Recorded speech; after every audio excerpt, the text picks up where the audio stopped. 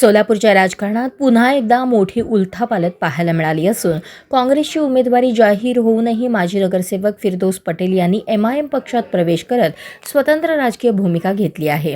त्यांच्या या निर्णयामुळे स्थानिक राजकीय वर्तुळात चर्चेला उधाण आले आहे। या विषयावर बोलताना फिरदौस पटेल यांनी काँग्रेस पक्षावर थेट नाराजी व्यक्त केली।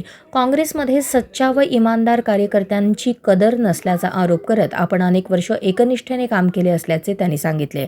मात्र मेहनत असूनही योग्य सन्मान न मिळाल्याची खंत त्यांनी व्यक्त केली। दरम्यान MIM पक्षाने आपल्याला सन्मानाची वागणूक दिल्यामुळेच हा निर्णय घेतल्याचे पटेल यांनी स्पष्ट केले।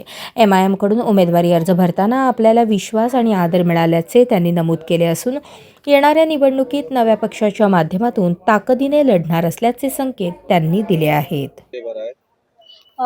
मी प्रभाग क्रमांक 16 मधून MIM पक्षाकडून फॉर्म भरलेला आहे आणि आमचे तिन्ही उमेदवार व्हॅलिड झालेत। फक्त एक उमेदवार आमचा इनव्हॅलिड झालेला आहे कारण त्यांनी सही केली नव्हती। तर आता आम्ही एकाला पुरस्कृत करणार आहोत। तर त्या पद्धतीचं आमचं काम चालू आहे। आपले जे प्रभागातले कामं आहेत ती कशा पद्धतीने याच्या पुढे करणार तुम्ही निवडून आले?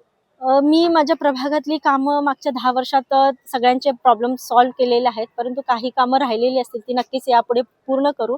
आणि आता जो नवीन प्रभाग आलाय त्याच्यामध्ये मला खूप या ठिकाणी चॅलेंज आहेत। त्याच्यामध्ये पाण्याचा प्रॉब्लेम आहे, ड्रेनेजच्या समस्या आहेत। तर या सगळ्या पूर्ण करणार आणि हायटेक माझा प्रभाग मी करणार आहे।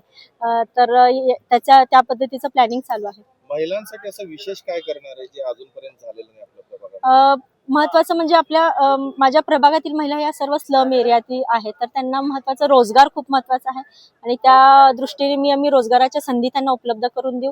आणि तसे प्लॅनिंग माझे यापूर्वी झालेत। मी सगळ्यांना शिलाई मशीन या ठिकाणी मी 175 शिलाई मशीन आम्ही वाटप करून महिलांना रोजगार दिलेले। तर आता पुन्हा तसा आमचा प्लॅनिंग आहे, एक मोठं युनिट त्या ठिकाणी उभं करून महिलांना रोजगाराच्या संधी उपलब्ध करून देणार।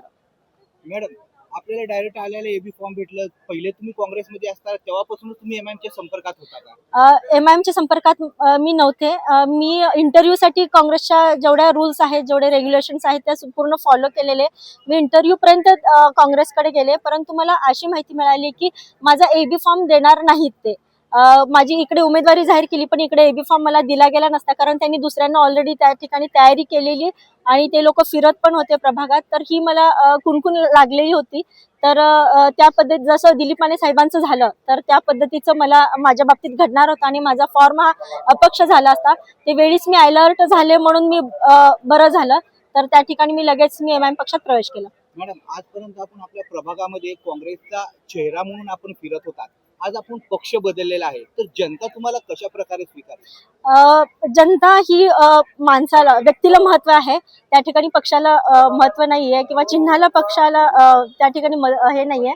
या ठिकाणी माझा चेहरा जो आहे सेक्युलर आहे आणि मी सेक्युलर म्हणूनच मला हिंदू मुस्लिम सर्वजण मदत करतील आणि त्या ठिकाणी निवडून देतील, कारण त्यांचाच आग्रह होता जर तुमच्यावर असा अन्याय होत असेल तर तुम्ही दुसऱ्या पक्षात जा, असं मी लोकांच्या त्या ठिकाणी रिव्ह्यूज घेतल्या आणि त्यानंतरच मी प्रवेश केलेला आहे। प्रणिती शिंदे यांच्यासोबत तुम्ही एवढे वर्ष काम केले, एवढे एकनिष्ठेने काम केले, तुम्ही MIM पक्षामध्ये गेल्यावर त्यांचा फोन वगैरे किंवा पक्षाकडून काही कॉल वगैरे आला होता का तुम्हाला मनधरणीसाठी? मी त्यांच्यावर खूप निष्ठा दाखवली, खूप निष्ठेने त्यांच्यासोबत काम करत होते, परंतु त्यांची जेवढी निष्ठा माझ्यासोबत पाहिजे होती तेवढी त्यांची मला मिळाली नाही। त्यांची जी इनसिक्युरिटी होती, माझ्याबद्दल त्यांची जी आशंका होती ते कायम होतीच आणि मी जे काम करत होते पक्षामध्ये त्याला कधीही त्यांनी व्हॅल्यू दिलेली नाहीये किंवा त्यांनी मला जे वाव द्यायचा होता किंवा मला जे त्यांची जी आश्वासनं होती की तुम्हाला स्टँडिंग देऊ, तुम्हाला महिला अध्यक्ष करू, ह्या ज्या गोष्टी होत्या त्या कुठे ते निग्लेक्ट करत होते माझ्या प्रत्येक गोष्टीला। तर हे माझ्या पक्षामध्ये होत होतं, त्यासाठी मी माझा पक्ष सोडलेला आहे। मॅडम, असं म्हटलं जातं की विरोधकांकडून MIM हा फक्त मतं कापतो आणि त्यामुळे भाजपा येतं, असं म्हटलं जातं, यावर आपण काय सांगाल? हे चुकीचं आहे।